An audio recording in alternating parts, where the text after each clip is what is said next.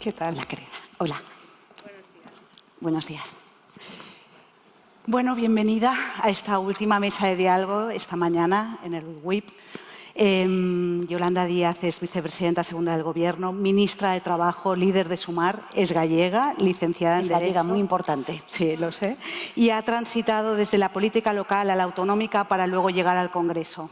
Estamos en esta mesa que lleva por título Un nuevo pacto social. En un momento en que la desigualdad crece y la polarización se acentúa, ¿qué significa hoy hacer políticas de izquierdas? ¿Cómo conecta con ese ciudadano que estamos cada día un poco más desencantados? Bueno, en primer lugar, permítame saludarles, darle las gracias al presidente de Prisa, a la directora ejecutiva, al director del País, a todas las personalidades que se encuentran aquí, al jefe de la patronal catalana y a todos ustedes. Es un placer estar aquí. El reto es mayúsculo, no es de izquierdas ni de derechas, es de la defensa radical de la democracia. Esto es lo que está en juego hoy.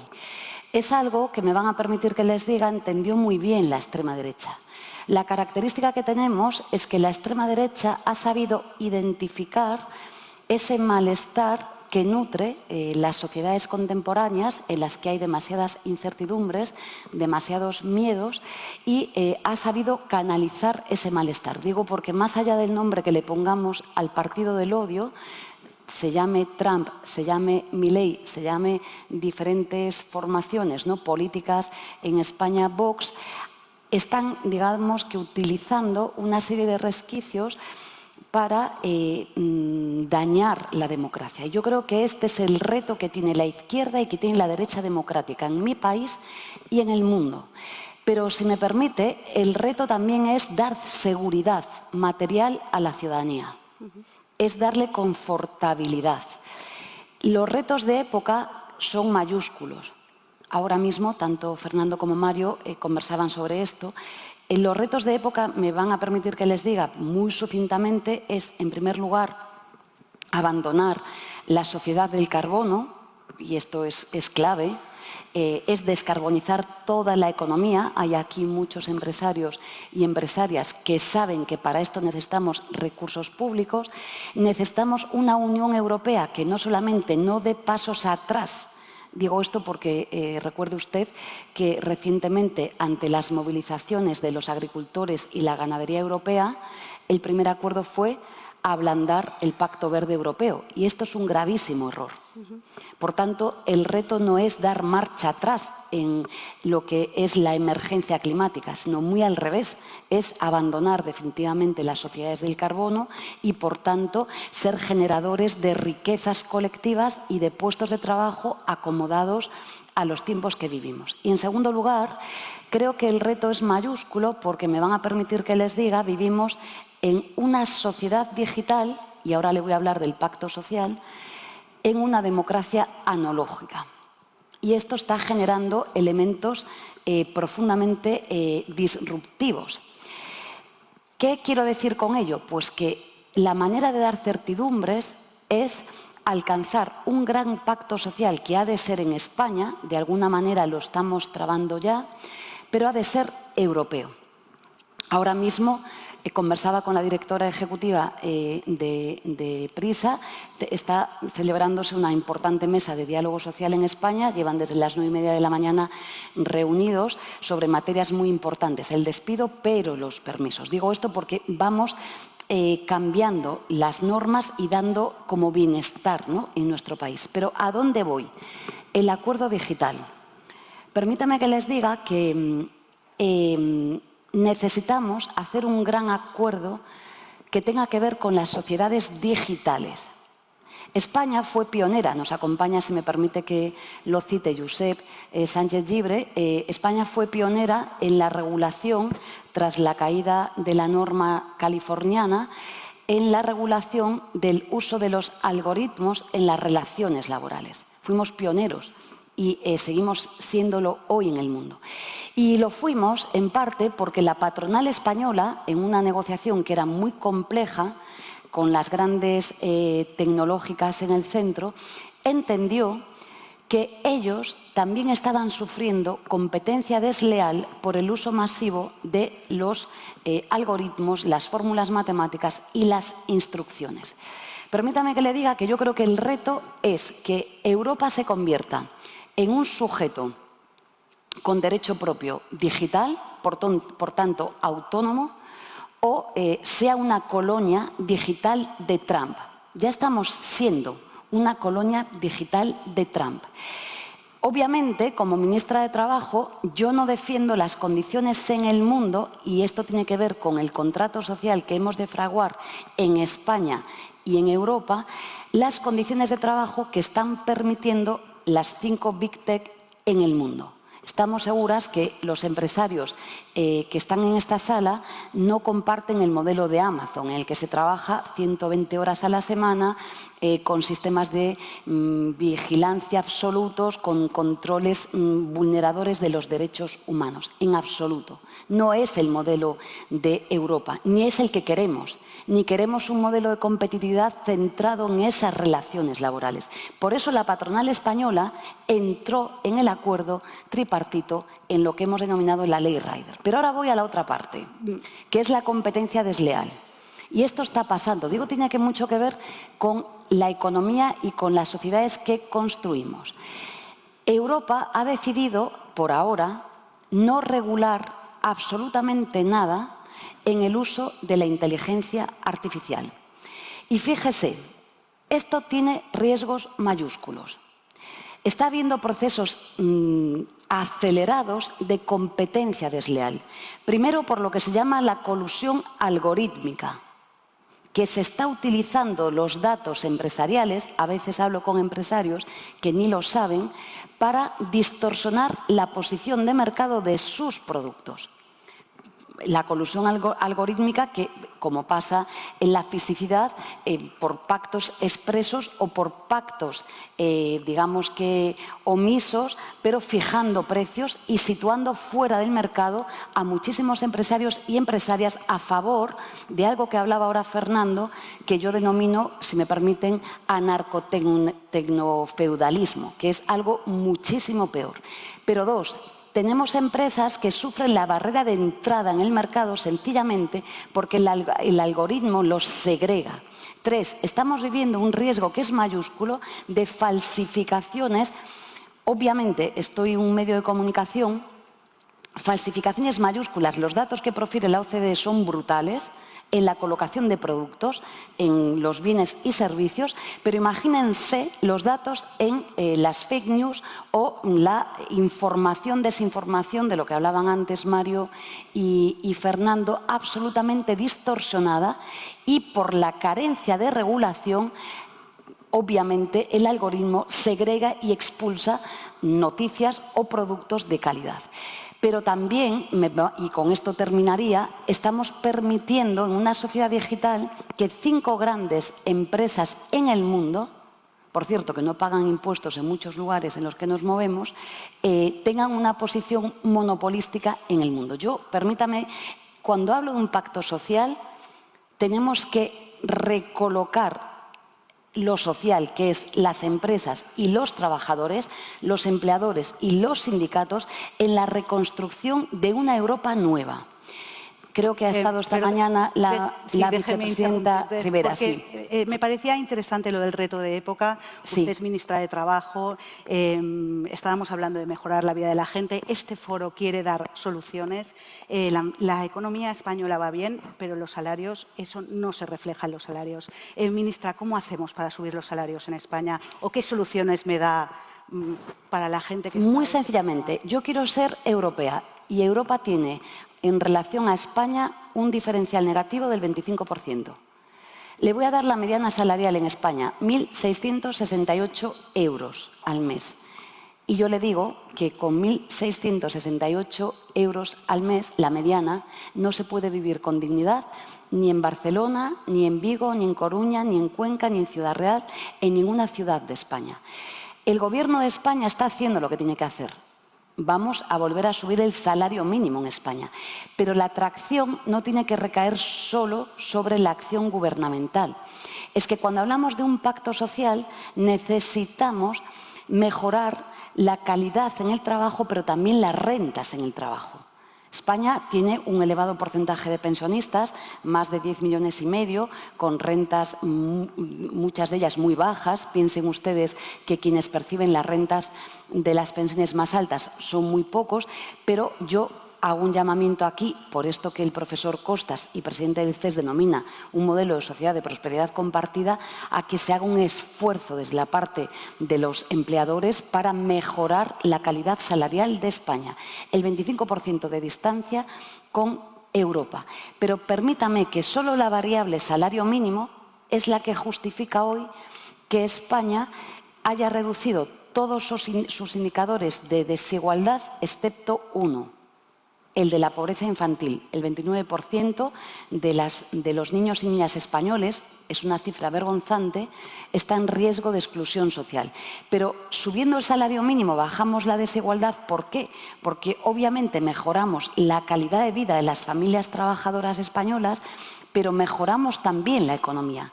Con mejores salarios, claro que uno puede comprarse unos zapatos o sencillamente puede comprarse un libro o puede viajar un poquito más. Es decir, que es un círculo que en este caso es muy positivo. Hoy hemos sabido que su gobierno propone congelar las cuotas de los autónomos que ganan menos. ¿Va en su visión? Quiero decir, ¿ha ganado esta partida como ministra? A mí me da igual ganar o perder. Yo lo que quiero es que los 3,4 millones de personas trabajadoras en España puedan trabajar mejor. Fíjese, lo que hemos hecho en España con el modelo de relaciones laborales que defendemos es que frente a las gestiones de las crisis anteriores, con la crisis financiera, usted lo sabe bien, se destruyeron en España más de 500.000 autónomos. Salimos de la crisis de la pandemia, en la que cayó 11 puntos el PIB, la crisis de inflación por la guerra de Ucrania, la crisis de los volcanes, en fin, las guerras que vivimos ahora mismo, y tenemos más autónomos y autónomas que nunca. 3,4 millones. Pero y muy maltratados, ¿no? Muy maltratados. Y es verdad que no se puede hablar, no es un cuerpo homogéneo.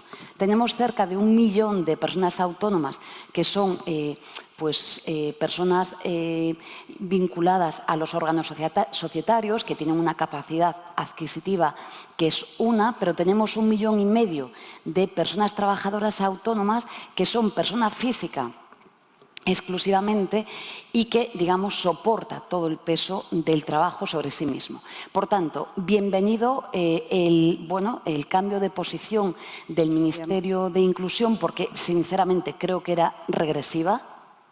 Se penalizaba a los tramos más bajos y, por tanto, creo que un gobierno de coalición progresista no puede hacer esa propuesta. Ahora bien, yo hace escasos días en un desayuno presenté en Madrid las 6 reformas pendientes para los autónomos en mi país.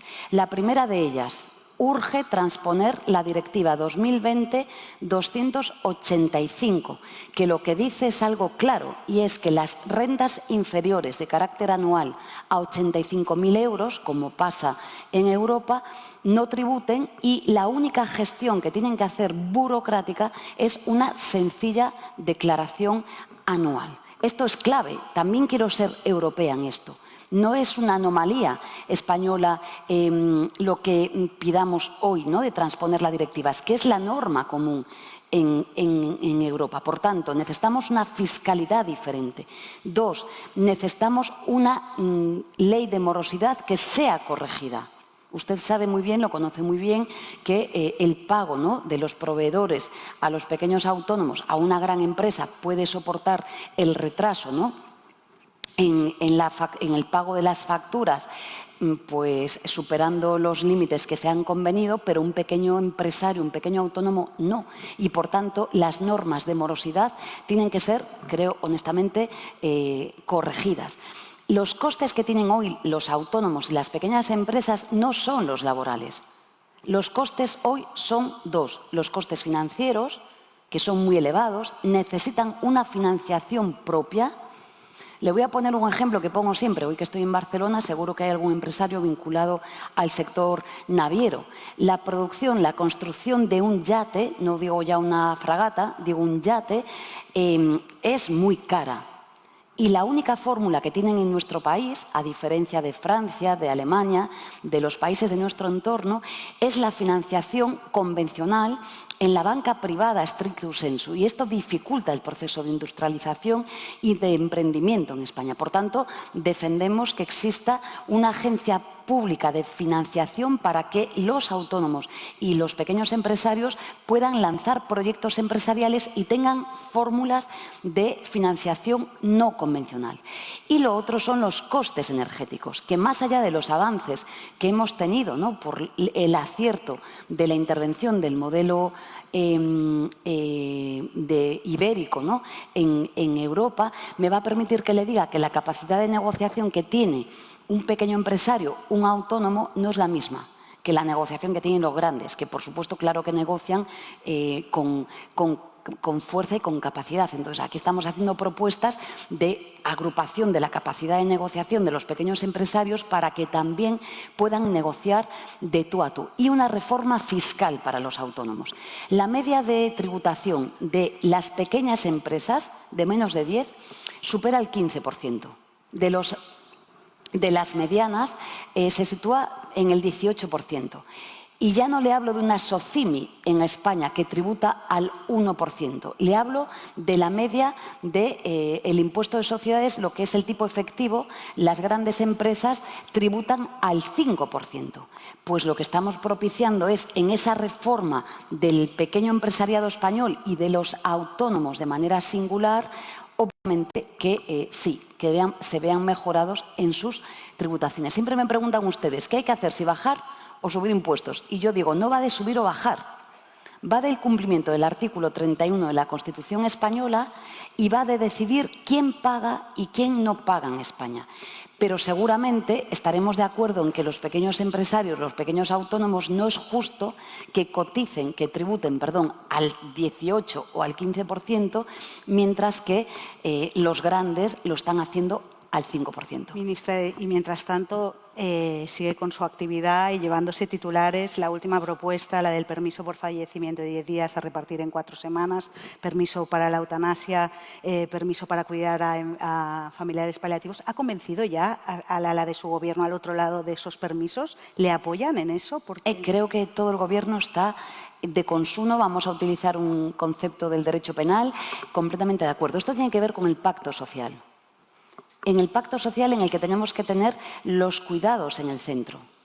Cuando hablamos de economía feminista, hablamos de esto también.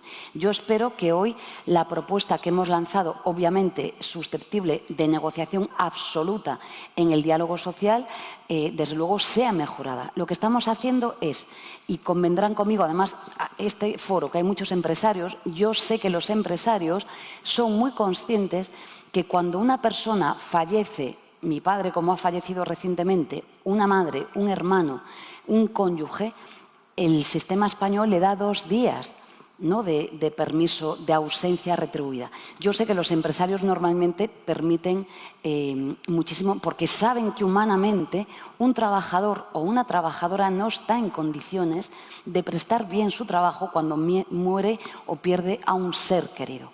¿Qué estamos haciendo? Pues corrigiendo este sistema y alargamos esos días de permiso un periodo amplio que permita la recuperación. 2, lanzamos algo que es una gran ausencia en el legislador laboral español, que tiene que ver con qué hacemos con los cuidados cuando tenemos a seres queridos en paliativos. Es verdad que la propuesta que hemos hecho ahí es más compleja porque los cuidados paliativos se pueden extender mucho tiempo, pero lo hemos corregido de la siguiente manera. Disponemos un total de 15 días en una franja, en un espacio temporal de 3 meses, y luego lo que hacemos es 2 variables que son la adaptación de la jornada del trabajador y la trabajadora para poder acompañar, ¿no?, en el momento de la despedida de un ser querido, o bien incluso, como tenemos en otras partes del Estatuto de los Trabajadores en el artículo 37, pues incluso la reducción de la jornada. ¿Lo veremos eso? ¿Lo veremos? La gente se pregunta. Sí. Esto yo creo... Fíjense, ustedes me decían muchas veces, con los permisos que aprobamos, ¿no?, recientemente, que somos hoy, tenemos un total de 22 semanas retribuidas en España y 32 para las familias monoparentales, me decían siempre ustedes, es que no puedes llevar este Real Decreto al Congreso porque no cuentas con la mayoría. Incluso dentro del Gobierno, ¿no?, que llevábamos mucho tiempo negociándolo, se daba esta razón. Y fíjese, casi sale por unanimidad. Todo el mundo votó a favor, excepto Vox, que se abstuvo. Es decir, la sociedad española va por delante y sabe que esta materia es muy sensible. Y un permiso nuevo también, antes se hablaba con la reforma de la ley, el canciller de la ley uruguaya, la ley de eutanasia, pues lo que hemos hecho es acomodar a nuestra legislación de eutanasia un día de permiso para los familiares que puedan acompañar ese día, ¿no?, que la persona sea asistida para la práctica de la eutanasia. Yo tengo una última pregunta. En un foro de empresarios, ¿se vive bien luchando contra el empresario, viviendo en contra? Porque me ha dicho que tiene buena relación y tal, luego oigo cosas que no coinciden con eso. ¿Cómo? No sé. Mire, le voy a hacer una confesión, y es que he tenido la gran suerte de vivir en una casa que me han dicho que la democracia es esta. Creo que nos acompaña aquí algunas personas, aquí delante, que conocen la casa en la que he nacido, y siempre la lucha ha sido la democracia. Pero piense que cuando el constituyente español ha colocado en el artículo 7, en el título preliminar de la Constitución española, nada más y nada menos que a los agentes sociales, es que dice que obviamente el Poder Ejecutivo tiene su legitimación, faltaría más, el Poder Legislativo también, pero el mandato del constituyente es que a través de la negociación entre los agentes sociales cambiemos la sociedad. Esto quiere decir que es verdad, yo vengo del mundo del derecho, estoy habituada al conflicto, me apasiona negociar, soy hija de un padre que era un grandísimo negociador y me parece que la diagnosis correcta hoy es el equilibrio que supone el diálogo social. Yo siempre digo que a mí me gustaría, claro, que todo el diálogo social termine con acuerdo tripartito. Hemos tenido en España 20 grandísimos acuerdos de diálogo social con acuerdo tripartito, pero ha habido acuerdos en los que, por ejemplo, la reforma del subsidio en España, la patronal española formó parte del diálogo social, hizo grandes aportaciones a esa mesa y no quiso rubricar el acuerdo. Pero lo importante es que haya diálogo social. La mesa que ustedes piensen que la mesa de diálogo social, que lleva horas ahí con todos los equipos técnicos del Ministerio de Trabajo, de las patronales y de los sindicatos, es gente que está trabajando para mejorar la vida de la gente. Por tanto, me gusta el conflicto, soy una mujer muy pacífica, pero es verdad que las sociedades avanzan en algo que es clave, que es el consenso. La política se advera entre desiguales y entre quienes no pensamos lo mismo, y haciendo síntesis. Lo otro no es democracia. Es, creo que, un mundo mucho más adverso que, por desgracia, estamos viendo en estos momentos. Le agradezco muchísimo. Desde el Wall in Progress abogamos por el diálogo, aunque está claro que no podemos evitar el conflicto. Y nada, muchísimas gracias por estar aquí hoy. Gracias. Presidenta. Qué bien. Por aquí. Gracias. Gracias a las dos. Incluso podemos invitar a la vicepresidenta que se quede ahora en la pausa de comer. Hay aquí muchos empresarios a continuar el diálogo. Así que a todos vosotros los que estáis aquí os digo...